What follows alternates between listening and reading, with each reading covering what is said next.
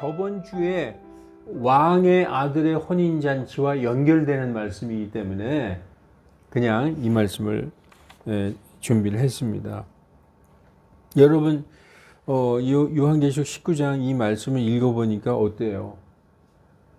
좀 어렵죠? 무슨 말씀인지 너무 길고 근데 이 말씀은 이렇게 차분히 읽어보면은 그렇게 어려운 말씀도 아닙니다. 자, 오늘 하나님의 말씀은 요한계시록 19장 1절에서 14절, 제목은 어린 양의 혼인잔치입니다. 말씀 전하기 전에 기도하겠습니다. 아멘. 이 말씀은 보면은 예수 그리스도의 지상 강림. 여러분, 예수님이 오실 때, 예수님이 재림하실 때 그걸 재림이라고 그러잖아요. 예수님이 우리를 데리고 오실 때 세상 끝에 공중에서 오시는데 그거를 공중 재림이라고 그래요. 그래서 성도들이 다 채워 올라갔어요. 교회가 없어요. 이 땅 위에는. 이제 믿는 자들은 다 채워 올라갔고 땅에는 믿지 않는 자들과 이교도들만 남아 있어요. 하나님이 보실 때 악인들만 남아 있는 거죠. 그리고서 이미 채워 올라간 자들과 함께 공중에서 내려오시기 직전의 장면이라는 거예요. 예수님이 오실 때 채워가는 장면이 아니라 이미 채워 올라간 자들이 땅으로 내려오는 걸 뭐라 그러냐? 내려올 강자, 강림, 지상 강림하기 직전의 장면이라는 것이죠. 그래서 우리가 이 19장 1절에 보면은 이 일들 후에 내가 들으니 이렇게 해서 이 일들 후에 1절 보십시오. 이 일들 후에 내가 들으니 이 일들 후에 내가 들으니 하늘에 많은 백성의 큰 음성이 있어서 말하되 할렐루야 구원과 영광과 존귀와 권능이 우리 주 우리 하나님께 있도다. 여기서 이 일들이 뭘까? 이 일들 후에 이 성경은요 뒤죽박죽이 아니라 이 요한계시록은 뒤죽박죽이 아니라 순서대로 기록되어 있어요. 순서대로 영어로 보면 이 일들 후에 after these things 이렇게 돼 있어요. after these things 이런 말씀이 한 3번에 걸쳐서 이 일들 후에 이건 뭐냐면 어떤 사건의 순서를 얘기하고 있거든요. 이러한 일이 있는데 이게 끝났지 않느냐? 그 일들 후에 이 일들이 있단다. 이렇게 사건을 순서로 얘기하고 있어요. 그리고 이 일들 후에 내가 보니 after this I looked 이렇게 순서대로 기록되어 있는 거예요. 그래서 계시록은 뒤죽박죽이 아니라 사건의 순서를 분명히 말해주고 있어요. 그래서 우리가 보면 7봉인이 있고 7봉인의 맨 끝에 7번째 봉인에서 7나팔이 나옵니다. 그래서 7나팔의 맨 마지막 나팔, 우리가 마지막 나팔 그러잖아요. 마지막 나팔에 예수님이 공중재림 하시는 거예요. 여러분, 나팔의 성격은 뭐죠? 나팔. 알리는 거예요, 알리는 거. 야, 적들이 쳐들어온다. 성에서 막 나팔을 불어요. 그러면 군사들이 준비를 하죠. 그리고 기상나팔, 이렇게 뭘 알려주는 거예요, 나팔은. 그래서 6번째 나팔까지는 경고예요, 경고. 그러다가 마지막 나팔에 경고를 6번 하다가 마지막 나팔에 예수님이 공중에서 공중재림 하시는 거죠. 그리고 성도들이 채워 올라가죠. 밑에는 땅에는 믿는 사람들이 하나도 없어요. 그러면 하나님께서 이 믿지 않는 악한 자들이 남아 있으니까 그때 노아의 홍수를 쏟아붓듯이 진노를 쏟아붓는 것이 바로 7금 대접의 심판이라는 것입니다. 그래서 순서적으로 기록되어 있어요. 그래서 어떨 때 보면 이거는 이해할 수가 없다. 이 순서적으로 기록되어 있지만 그 중에서 특별한 장면, 특별한 대상에 대해서 설명하고자 할 때는 다시 한두 장을 더 추가로 설명을 하는 거죠. 예를 들어서 여러분, 예수님이 요한계시록에 언제 공중재림을 하시느냐. 그 공중재림하셔서 날카로운 낫으로 그 잘 익은 지금 가을 들판에 잘 익은 벼를 수확하시듯이 자신의 이 성도들을 데리고 가시는 것을 수확심판이라고 그래요. 수확. 잘 익은 곡식을 알곡을 데려가는 거예요. 그게 14장에 나와 있어요. 요한계시록 14장에. 그래서 그 성도들이 휴거된 다음에 땅에서 어떤 일이 있느냐. 성도들이 다 휴거됐으니까 악인들만 남아있을 거 아니에요. 그러면 15, 16장에 일곱 금대접에 하나님의 진노의 심판이 떨어지는데 15, 16장에 다 기록할 수 없으니까 17, 18장에 따로 띄어서 음녀의 심판에 대해서 집중적으로 얘기하고 있는 거예요. 17, 18장에 저 큰 바벨론, 저 거짓 교회, 이 세상에는 교회가 있는데 두 종류의 교회가 있어요. 하나님은 한 종류는 참교회, 참된 하나님의 신부, 그걸 정결한 신부라고 그러죠. 정결한 신부. 근데 한 교회는 음탕한 여자, 교회는 여성이에요, 여성. 그래서 정결한 한 처녀로서의 예수님의 신부가 있고 음탕한 여자로서의 타락한 교회가 있는 거예요. 거짓 교회들. 이 지금 세상으로 말하면 많은 학자들과 많은 목사들이 공감하는 게 로마 카톨릭과 그 로마 카톨릭에 추종하고 있는 그 모든 교회들이 타락한 음녀의 교회. 그래서 요한계시록 17장에는 그 그레이트 바빌론, 저 큰 바빌론이라 땅의 창녀들과 모든 가증한 것들의 어미다. 이렇게 되어 있는 그 큰 음녀를 17, 18장에 따로 떼어서 그 15, 16장에 심판하는 장면을 클로즈업해서 그 음녀를 심판하는 장면을 따로 기록해 놓은 거예요. 그렇기 때문에 이건 또 뭐야 막 뒤죽박죽 아니라는 거죠. 자, 정리를 하면 14장에 성도들 다 데리고 가서 성도들이 휴거됐어요. 땅에는 악인들만 있어요. 그러면 하나님께서 진노, 하나님의 진노 100%, 진노 100%라는 건 뭐냐면 그 이율이 전혀 섞이지 않은 완전히 그 멸망하고자 하는 하나님의 진노의 심판이 쏟아지는 거예요. 그게 일곱 금대접 심판입니다. 그 심판이 15, 16장에 기록되어 있는데 17, 18장의 음녀의 심판까지 다 끝난 다음에 우리가 지금 오늘 보는 게 19장이라는 거예요. 따라서 휴거된 성도들 하늘에 있고 밑에 하나님께서 진노를 쏟아부으신 다음에 음녀가 완전히 멸망했죠. 그리고서 혼인잔치가 하늘에 있다는 얘기를 지금 우리에게 보여주고 있는 것입니다. 보면 간단해요. 어려운 게 아니에요. 휴거되고 밑에는 심판이 있고 그리고 저 거짓 교회들도 심판하고 그 다음에 예수님과 혼인잔치하고 땅으로 내려온다. 간단하잖아요. 그런 거를 지금 보여주고 있는 것입니다. 그래서 보니까 하늘에 많은 백성의 큰 음성이 있었다. 하늘에 무슨 백성이 있느냐. 여러분 우리가 논리적으로 잘 생각해 봅시다. 요한계시록 1장부터 쫙 읽어보면은 하늘에 구원받은 사람들이 엄청 많이 하늘에 가 있어요. 자, 첫째 보면은 요한계시록 4장 5장에 보면 24장로가 있죠. 하나님의 왕좌가 있고 그 왕좌 둘레에 네 짐승이 있고 그 둘레에 24장로가 있어요. 그리고 우리가 요한계시록 6장에 보면 그 희생단, 제단 아래 순교한 그 순교자들, 그 6장에 보면 6장 9절에 보면요. 하나님의 말씀과 자기들이 붙잡은 증거로 인하여 죽임을 당한 혼들이 제단 아래에 있다. 이미 하늘에 있는 거예요. 그리고 우리가 요한계시록 7장에 보면 7장 9절부터 보면은 흰 예복을 입고 손에 종려나무 가지를 들고 아무도 능히 셀 수 없는 큰 무리가 하나님과 어린 양에게 찬송을 부르는 장면이 나와요. 그 사람들도 순교자들이죠. 그리고 시온산의 14만 4천, 우리가 14만 4천 잘 알잖아요. 저기 저 이단들이 하도 14만 4천 그래가지고 이 14만 4천은 유대인들 중에서 믿고 구원받았는데 그 사람들이 다 순교했어요. 그 순교자들을 하늘에 있는 순교자들을 얘기하는 거죠. 그리고 짐승의 표를 나는 예수님을 믿기 때문에 짐승의 표를 받지 않겠다 거부한 자들, 그래서 순교당한 자들. 그리고 이미 예수님이 재림하셔서 공중으로 채워 올라간 자들, 또 구약의 성도들, 이렇게 해서 하늘에는 이루 말할 수 없이 많은 성도들이 구름같이 있어요. 이건 사람들만 얘기한 거고 성경에 보면 요한계시록에 보면은 천천만만의 천사들도 있어요. 그러니까 하늘에는 구름 같은 그런 사람들이 많은 백성들이 뭐라고 얘기하느냐? 하나님 감사합니다. 하나님이 우리의 원수를 갚아주셔서 감사합니다. 우리의 원수가 누구예요? 저 음녀.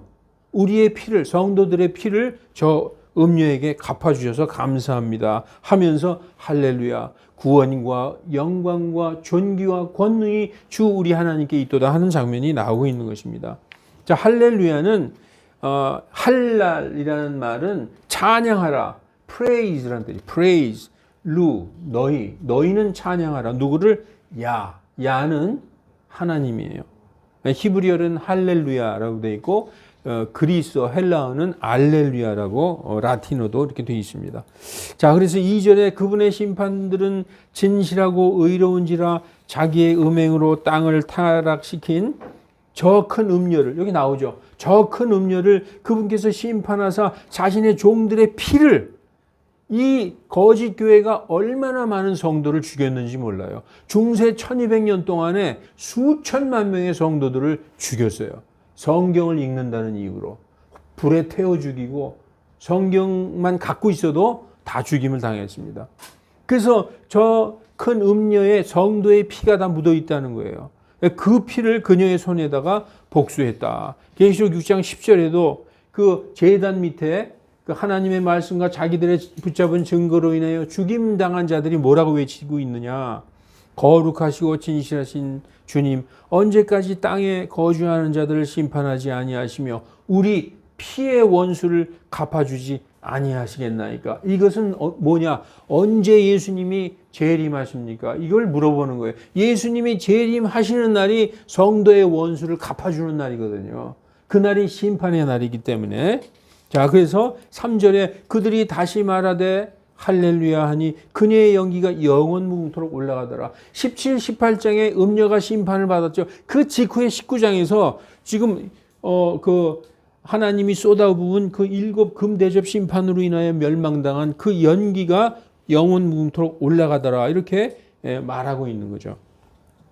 계시록 14장에도 믿지 않은 자들, 악인들을 심판할 때에 그 연기가 영원 무궁토록 올라간다라고 말씀하고 있습니다. 동일한 표현입니다. 또 19장 4절, 우리가 지금 아까 다 본문 읽은 거예요. 한 절씩 한 절씩 다시 풀어서 얘기하고 있는 것입니다. 또 24 장로와 4 짐승이 엎드려 왕좌에 앉으신 하나님께 경배하며 말하되 아멘 할렐루야 하니, 이 요한계시록 19장에만 할렐루야라는 단어가 4번이 나옵니다. 그 성경에서 또 다른 곳에 할렐루야라는 단어가 23번이 나오는데, 그거는 시편 104편에서부터 150편까지 거기 할렐루야 시편에서 23번이 나오는데, 여기에서 계속 하나님을 찬양하는 이유가 우리 성도들의 원수를 갚아주신 하나님께 너무나 감사를 드리고 있는 거예요. 모든 성도들의 피해 원수를 갚아주신 하나님께. 그래서 5절에 왕좌에서 한 음성이 나와서 말하되 그분의 종된 너희 모든 자들아, 작은 자나 큰 자나 그분을 두려워하는 너희들아 우리 하나님을 찬양하라 하더라. 또 내가 들으니 큰 무리의 음성 같기도 하고 많은 물들의 음성 같기도 하고 우렁찬 천둥들의 음성 같기도 한데 말하기를 할렐루야 주 하나님 곧 전능하신 분께서 통치하시도다. 그러니까 지금 이 많은 물소리 같기도 하고 천둥 소리, 이게 다 천사들의 찬양을 얘기하고 있는 겁니다. 그러니까 하늘에는 아까 제가 말씀드렸던 수많은 순교자들, 그리고 휴거된 성도들, 그리고 천군 천사들, 이러한 하늘에 있는 모든 자들이 하나님께 찬양을 돌리는 장면이 지금 나오고 있는 거예요. 그럼 여기서 보면 전능하신 분, 지금 여기에 그 6절에, 여기 6절에 나오죠. 6절에 주 하나님 전능하신 분께서 통치하시도다 이렇게 말씀하고 있어요. 여기서 전능하신 분은 omnipotent라고 되어 있습니다. 성경에서 단 한 번 나와 있는 단어예요. 보통 때는 전능하신 하나님 할 땐 the almighty God 아니면 the Lord God Almighty 이렇게 표현하고 있습니다. 이런 건 뭐 그냥 한번 읽고 넘어가고, 19장 7절에 우리 이제 드디어 그 음녀의 심판에 대해서 하나님께 찬양을 드렸죠. 천군 천사 그리고 모든 사람들이, 하늘에 있는 모든 사람들이 하나님께 찬송을 드린 후에 7절에 뭐라고 나오느냐. 우리가 반가하고 기뻐하며 그분께 존귀를 돌리세. 이는 어린 양의 혼인잔치가 이르렀고, 여러분 혼인잔치가 언제 이르렀습니까? 휴거되고 그리고 땅에 있는 자들이 다 심판받고 음녀도 다 멸망하고 그리고 나서 혼인잔치가 드디어 이르렀어요. 어떤 사람들은 그러죠. 우리가 환난 직전에, 환난 전에 환난에 안 들어가고 다 하늘에 올라가서 7년 동안 혼인잔치를 한다고. 이거는 성경에 안 나와요. 그런 말이 없어요. 단 한 번도 7년 동안 하늘에서 혼인잔치하고 밑에는 환난이 있다는 얘기는 한 번도 안 나오는 얘기예요. 이건 다 사람들이 지어낸 상상에서 나오는 얘기입니다. 지금 우리는 성경 그대로 성경 말씀을 따라가고 있는 거예요. 이런 그 원수들을 다 심판한 다음에 드디어 혼인잔치가 이르렀다. 그리고 그 주님의 아내, 교회가 비로소 그때야 자신을 신부로서 예비하는 장면이 나오는 것입니다. 어떤 사람들은 그러죠. 세대주의가 그래요. 우리는 환난에 안 들어가고 환난 전에 휴거돼서 밑에는 7년 동안 환난을 당하고 사람들이 막 죽겠다고 아우성치고 우리는 올라가서 7년 동안 잔치를 벌인다. 말도 안 되는 소리예요. 지금 말씀이 나오잖아요. 언제 예비하고 언제 자신을 예비한다? 언제 예비한다? 내려오기 직전에 혼인잔치가 이르렀고 예비하게 되는 것입니다. 성경을 보면 정확하게 나와 있어요. 자, 그래서 지상강림 직전에 혼인잔치가 있다. 그래서 8절에 보니까 그녀에게 깨끗하고 흰 고운 아마포를 차려 입도록 허락하셨다. 이제서야 비로소 하나님께서, 예수님께서 흰 예복을 성도들에게 주는 거예요. 올라가서 7년 동안 위에서 막 잔치하고 놀고 띵까띵까하고 밑에는 환난이 있는 거. 어떻게 보면 그럴듯하죠. 전혀 아니라는 것입니다. 지금 내려오기 지상강림 직전에 아마포를 차려 입도록 허락하셨다. 이 고운 아마포는 성도들의 의로다 이렇게 되어 있어요. 의는 뭐죠? 성도들의 의는 여러분 뭐라고 생각하십니까? 여러분 성도들의 의가 뭐예요? 흰 아마포, 깨끗하고 흰 어떤 옷을 주셨어요. 마치 신부가 입는 예수님의 신부로서 성도들이 그 예수님이 주신 예복을 딱 입었어요.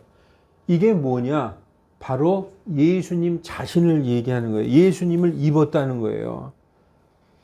예수님을 입었다는 것입니다. 그래서 지금 흰 아마포는 성도들의 의다라고 말씀하고 있어요. 그래서 요한계시록 3장 4절에도 사데 교회, 사르디스 교회에도 흰 옷을 입고 나와 동행한다. 이는 그들이 나와 합당한 자들이다. 이렇게 얘기해요. 이 흰 옷이 뭘 얘기하느냐? 갈라디아서 3장 27절에 너희 중에 그리스도 안으로 침례를 받은 자는 다 그리스도로 옷 입었느니라. 빌립보서 3장 9절에도 그분 안에서 발견되려 하나니 내가 그분 안에서 발견되고 싶다. 내게 있는 의는 율법에서 난 의가 아니라 그리스도의 믿음으로 말미암는 의. 예수 그리스도를 믿음으로 말미암아 하나님께서 의롭다 하시는 그 의, 바로 하나님에게서 난 의다.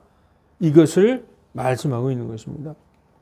자, 그래서 9절에 그가 내게 말하기를 기록하라. 어린 양의 혼인 만찬에 부르심을 입은 자들은 복이 있도다 하고 또 내게 말하되 이는 하나님께서 하신 참된 말씀들이라 하더라. 지난주에 우리가 왕의 아들의 혼인 잔치를 우리가 그 말씀을 봤잖아요. 왕의 아들의 혼인 잔치, 거기에 원래 참석하기로 돼 있는 자들이 나 바빠요 못 갑니다. 나 장사하러 가야 돼요. 그래서 다 참석을 안 했어요. 거절했어요. 그러니까 그 왕이 화가 나서 그 큰 길에 나가서 닥치는 대로 아무나 다 불러와서 채워라 그랬어요. 채워서 얼떨결에 들어왔어요. 그렇지만 믿었죠. 그 잔치가 있으니 와서 맛있는 거 먹어라. 그래서 그 잔치에 온 자들, 온 자들이 복이 있는데 그들 중에서도 일부러 그 예복을 안 입고 거절한 자들이 있었다는 거예요. 예. 그런데 지금 여기도 그러죠. 어린 양의 혼인 만찬에 부르심을 입은 자들은 복이 있도다. 우리 마태복음에는 어떤 말씀이 있냐? 부르심 받은 자는 많으나 선택된 자는 적으니라. 이렇게 말씀하고 있죠. 그러나 여기 보면 부르심을 받은 자들이 복이 있다라고 얘기하고 있어요. 그 마태복음의 대상이 바리새인이었기 때문에 부르심 받은 자는 많으나 선택받은 자는 적으니라라고 말씀하셨지만 전 세계 모든 사람을 대상으로 부르심을 받은 자들은 지금 성도를 얘기하고 있는 거예요. 구원받은 성도. 예. 그래서 제가 이제 이 한마디 이 말씀을 드리고 싶은데 어떤 사람들은 지금 이 혼인잔치에 신부가 따로 있고 부르심 받은 자들은 또 별개로 또 있다. 이렇게 해석하는 사람이 있어요. 자, 신랑이 있으면 신부가 있을 거 아닙니까? 그 신랑은 예수님이고 신부는 교회의 성도들이에요. 순결한 한 신부로서의 교회. 그런데 부르심을 만찬에 초대받은 자들이 따로 있다는 거죠. 그들이 바로 유대인이다. 들러리로서. 그래서 성경은 그렇게 얘기하고 있지 않아요. 마태복음 22장도 그 만찬에 결혼식에 참여한 자들에게 예복을 나눠줬죠. 여기는 지금 성도들에게 예복을 나눠줬어요. 동일한 것을 지금 우리가 알 수 있는 것입니다. 그래서 마태복음 22장과 요한계시록 19장은 내용이 이렇게 연결되는 내용입니다. 자, 그래서 이제 10절 이에 내가 그에게 경배하려고 그의 발에 엎드리니 그가 내게 말하기를 너는 주의하여 그리하지 말라. 나는 내 동료 종이요 예수님의 증거를 가진 내 형제들 가운데 속한 자니 하나님께 경배하라. 이는 예수님의 증거가 대언의 영이기 때문이다. 이렇게 말씀하고 있습니다. 천사에게 경배하지 말라.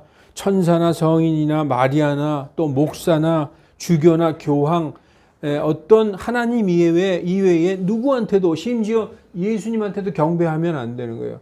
물론 요한은 하늘에서 예수님을 만났을 때 대제사장복을 입고 있는 예수님 앞에 경배를 했죠. 왜냐 하나님이기 때문에. 그런데 예수님이 살아생전에 뭐라고 얘기하셨느냐? 오직 경배받으실 분은 하나님 한 분이다 라고 말씀하셨어요. 그게 그 예수님이 마태복음 4장 1절에도 그렇게 말씀하셨고 신명기 6장 13절에 아유 어서 오세요. 예. 아유 오랜만에 뵙습니다. 예, 앉으세요. 예. 그래서 지금 너희는 주의하여 그리하지 말라. 오직 하나님께만 경배하라. 이렇게 말씀하고 있습니다.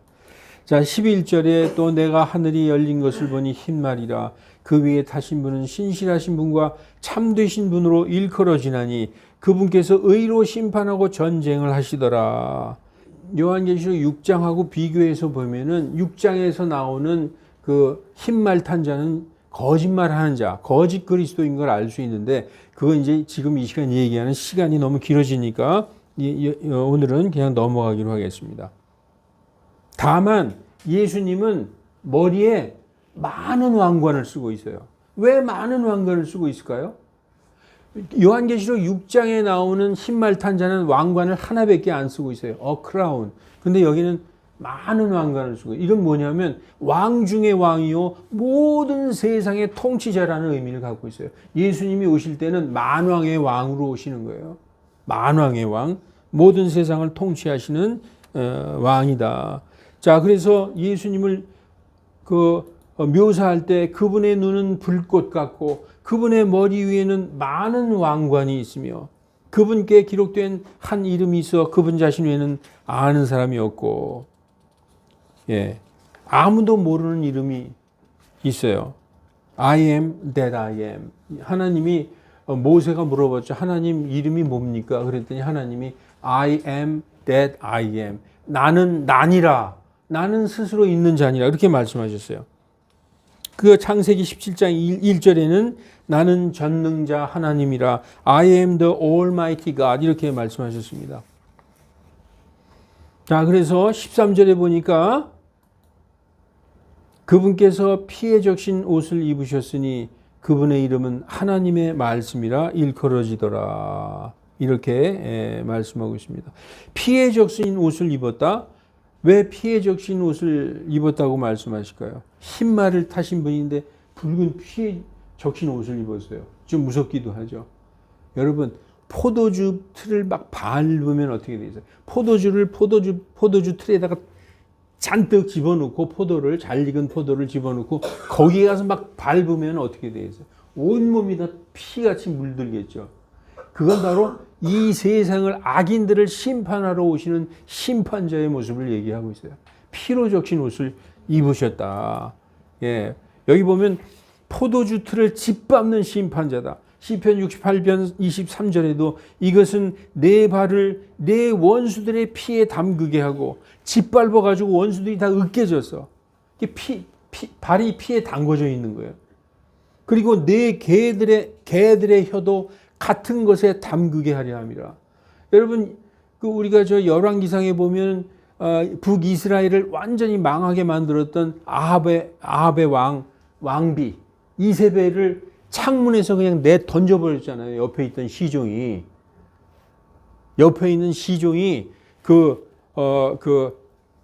밑에 있던 제 10대 왕 이름을 잠깐 까먹었는데 그 왕의 명령으로 던져버렸어요. 그래서 그 밑에 떨어졌는데 아주 몸이 다 부스러지고 피투성이가 됐겠죠. 그때 와서 개가 와서 피를 핥는 장면이 있어요. 그러니까 원수들의 피를 개가 핥으리로다. 이것이 실천되는 거예요. 그러니까 악한 자들을 예수님께서 발로 짓밟을 때 포도처럼 으깨지고 그 발이 피에 담궈질 것이며 그때에 개들이 와서 그 피를 핥는다는 거예요. 이건 뭐냐? 악인들에 대한 심판을 얘기하는 것이죠. 63장 이사야서 63장 2절에도 어찌하여 주의 의복이 붉으며 주의 옷이 포도즙 틀을 밟는 자와 같으니까 에돔을 심판할 때 야곱의 형 에서의 나라 에돔을 심판하시는 주님의 모습. 만 백성 중에서 나와 함께 한 자가 없이 내가 홀로 포도즙 틀을 밟았노라. 내가 친히 분노하여 그들을 밟고 친히 경노하여 그들을 짓밟으리니 그들의 피가 내 옷에 튀어 내 의복을 다 더럽히리라. 악인들을 심판하시는 그 주님의 모습, 심판자의 모습을 지금 그리고 있는 것입니다. 자, 그래서 19장 14절에 그리고 오늘 본문의 마지막 절이에요. 하늘에 있는 군대들이 흰 말을 타고 희고 깨끗하며 고운 아마포를 입고 그분을 따르더라. 여러분, 그 15장부터 시작된 18절까지의 모든 그 심판, 7 금대접의 심판이 끝난 다음에 하늘에서 하나님께 찬양과 감사를 드린 직후에 7절부터 어린 양의 혼인 만찬이 시작되고 그분의 아내가 자신을 딱 예비했어요. 이제 드디어 결혼식에 합당한 신부로서 예비하고 여기 혼인 만찬을 The Marriage라고 표현하고 있어요. 똑같아요. 마태복음 22장의 Marriage하고 지금 여기 요한계시록 19장의 어린 양의 혼인 만찬도 Marriage라는 표현을 쓰고 있어요. 그게 혼인 만찬인 거죠. 그래서 혼인 만찬 하고 그 신부들에게 희고 고운 아마포옷을 나누어 주었는데 그들이 다 아마포스 옷을 입고 예수님과 함께 흰말을 타고 내려오는 것을 전능자의 군대로 묘사하고 있어요. 군대. 얼마나 멋있어요. 우리가 하늘에 올라갔는데 우리에게 흰 예복을 주시고 우리가 다 흰 예복으로 갈아입었어요. 그리고 흰말을 타고 예수님과 함께 땅으로 내려오는 거예요. 그게 바로 어떻게 묘사하고 있느냐. 전능한 자의 군대다. 왜 내려오실까요? 내려오면서 전쟁이 있는데 그 전쟁이 바로 여러분이 잘 알고 있는 아마겟돈 전쟁이라는 거예요. 그 요한계시록 16장에 보면은 마귀가 여러분 노아의 홍수 때하고 틀리고 그 하나님의 진노의 7 대접이 쏟아져도 그 중에서 살아남은 자들이 많이 있다고 성경에서는 얘기하고 있어요. 노아의 홍수 때는 싹 죽었잖아요. 8명 빼놓고.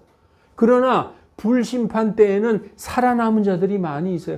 그들을 마귀가 모으는 거예요. 사탄이 모아서 저 전능자의 큰 날의 전쟁에 대항하기 위하여 예비하더라 하고 요한계시록 16장에 나와 있어요. 그러니까 마귀는 땅에서 남아서 살아있는 자들을 규합하고 모아서 하늘에서 내려오시는 전능자의 군대와 전쟁을 하는 것이 바로 아마겟돈 전쟁인데 이 아마겟돈 전쟁은 사실 전쟁이 아니에요. 완전히 일방적이에요. 내려오시는 하나님 예수님께서 그냥 내려오시면서 그 입의 검과 그분의 영으로 다 태워버리고 완전히 그 전능자의 군대하고 전쟁하려고 예비한 자들은 삽시간에 그냥 멸망하게 되는 것이죠. 그래가지고 어떤 일이 있느냐? 적그리스도 앞에서 적그리스도에게 경배하라고 했던 거짓 대언자가 저 영원한 불호수에 던져지는 장면이 나오게 되고 마귀는 아직 죽지 않고 있죠. 마귀는 죽지 않고 남아 있어요. 그래서 요한계시록 20장에 보면 1000년 동안 무저갱에 갇히는 일이 생기는 것입니다. 그리고 1000년이 지난 다음에 적그리스도와 거짓 대언자가 있는 그 유황불에 마귀도 던져지게 되는 것이죠. 자, 순서가 그렇게 되는 것입니다. 자, 오늘은 제가 어렵게 깊게 얘기할 그 주제가 아니라 제가 오늘 말씀드리고자 하는 키포인트는 어린 양의 혼인잔치는 예수님이 우리가 이 세상에 있을 마지막 7년 대환란 직전에 예수님이 오셔서 성도들을 데리고 올라가서 7년 동안 혼인잔치를 한다는 그 거짓말을 성경적으로 잘못됐다는 것을 여러분에게 보여주기 위해서 지금 이 말씀을 드리는 거예요. 예수님은 언제 오시느냐? 이 세상의 끝, 7년 대환란이 다 끝나서 정말 제일 마지막에 마지막 나팔 소리에 성도들을 데리고 가시는 것이죠. 그래서 성도들이 올라간 다음에 땅에 있는 악인들에게 하나님이 사정없이 그야말로 긍휼이라고 그러는 1% 없는 하나님의 완전한 진노의 대접을 쏟아 부으시는 거예요. 그럼에도 불구하고 살아남아 있는 자들이 있어요. 그런데 거기에 중요한 게 저 큰 음녀가 멸망을 당한다는 것이죠. 그리고 나서 하늘에 올라가 있던 성도들이 그때 비로소 내려오기 직전에 혼인 만찬을 하고 흰 예복을 입고 그리고 예수님과 내려오는 그런 장면을 성경에서 순서적으로 보여주고 있어요. 이 일들 후에 내가 보니 이게 뭘 의미하는 거예요? 여러분, 우리는 내가 학교 끝난 후에 너네 집에 갈게 그랬는데 학교 끝나지도 않았는데 오는 사람은 없잖아요. 항상 이 일 후에 그러면 그것이 끝난 다음이라는 걸 의미하는 것이죠. 성경도 우리에게 그렇게 말씀하고 있는 것입니다. 어떤 이단들은 마치 먹고 마시고 축제를 벌이는 것 같은 7년간의 혼인잔치를 유다인들의 결혼 풍습까지 설명해 가면서 하늘에서 벌어진다고 가르치는데 그것은 성경에 전혀 없는 것으로서 자기들의 교리를 꿰어 맞추려고 거짓말을 만들어낸 것입니다. 16장 이 말씀을 한번 보겠습니다. 16장에 뭐라고 써 있느냐? 예수님의 군대와 마귀와 그의 군대. 예수님이 하늘에서 성도들과 내려오는 요한계시록 16장 12절에도 이렇게 써 있어요. 또 여섯째 천사가 자기 대접을 큰 강 유프라테스에 쏟아 부음에 강물이 말라서 동방의 왕들의 길이 예비되더라. 또 내가 보니 개구리 같은 부정한 영 셋이 용의 입과 짐승의 입과 거짓 대언자의 입에서 나오니 그들은 마귀들의 영들이라. 기적들을 행하면서 땅과 온 세상의 왕들에게 나아가 아직 남아있는 그 국가나 민족들에게 나아가서 하나님 곧 전능자의 저 큰 날의 전투를 위하여 그들을 모으더라 라고 나와 있지 않습니까? 그래서 16장 16절에 그가 히브리어로 아마겟돈이라고 하는 것으로 그들을 함께 모으더라. 따라서 아까 제가 말씀드린 대로 하늘에 있는 그 군대들, 예수님과 흰 옷을 입은 그 군대들이 내려오면서 이 마귀와 그의 군대들과 전쟁하는 장면이 나와 있습니다. 자, 여러분, 사랑하는 성도 여러분, 마태복음 22장 1절에서 14절 말씀과 오늘 이 요한계시록 19장 1절에서 14절 이 말씀을 통해서 정말 중요한 한 가지는 우리는 분명히 그분의 잔치에 초대된 사람들이지만 우린 다 예수님, 그 하나님의 아들 예수님의 그 혼인잔치에 초대된 자들이에요. 초대된 자들로서 우리 자신이 예수님의 신부들이라는 것이죠. 그런데 정말 예수님의 의를 잊고 있는지 우리가 그것을 한번 돌아보기 바랍니다. 내가 정말 예수님이라는 그 옷으로 입고 있는지 그걸 돌아보라는 말씀입니다. 우리가 이 땅에서 거류하는 날들이 그렇게 많지 않습니다. 한마디로 인간의 이 땅에서 삶은 유한하다는 거예요. 얼마 되지 않는다는 것입니다. 그래서 주님은 시간을 값주고 살아라고 말씀하셨어요. 그건 뭐냐 하면은 시간이 있을 때 예수님께 돌아오고 시간이 있을 때 내 자신이 정말 예수님과 하나가 되어 있는가 점검해 보라. 그런 말씀입니다. 오늘 우리가 주님의 만찬을 거행했습니다. 그 만찬의 의미도 주님과 완전히 한 몸이 되어 있는가, 되어 있어야만 된다. 이것을 우리에게 가르쳐 주시는 것입니다. 그러므로 우리 모두는 땅에서 그리스도로 옷 입고, 땅에서 그리스도로 옷 입는 것은 한 가지밖에 없어요. 예수님을 믿고 그분과 하나가 되는 것. 그러한 자들이야 말로 하늘에서 요한계시록 19장에서 나온 것처럼 희고 고운 세마포를 입고 흰 말을 타고 주님을 따르는 영광스럽고 복된 성도들이 되는 것입니다. 우리가 다 그렇게 영광스럽고 복된 성도들이 다 되시기를 주 예수 그리스도 이름으로 축원합니다. 네, 기도하겠습니다. 거룩하신 하나님, 하나님께서는 우리가 인내하고 믿음으로 온전히 참고 기다리면 우리의 모든 원수들도 하나님이 다 갚아주시고 하나님께서 정말 빛나고 고운 흰 그 세마포를 그 영광의 옷을 우리에게 입혀주실 줄 믿습니다. 하나님, 영원히 쇠하지 않는 영원한 행복과 건강과 영원히 눈물이 없는 그런 곳에서 영원히 주님과 영광 속에서 살 수 있는 우리 모두들 다 되기, 이 땅에서 살아있는 동안에, 시간이 있는 동안에 그리스도로 옷 입고 또 내가 진짜 그리스도로 옷 입고 그분과 하나가 되어 있는지 항상 우리를 돌아보는 자신들 되게 하여 주시옵소서. 감사드리며 주 예수 그리스도의 이름으로 기도하옵나이다. 아멘.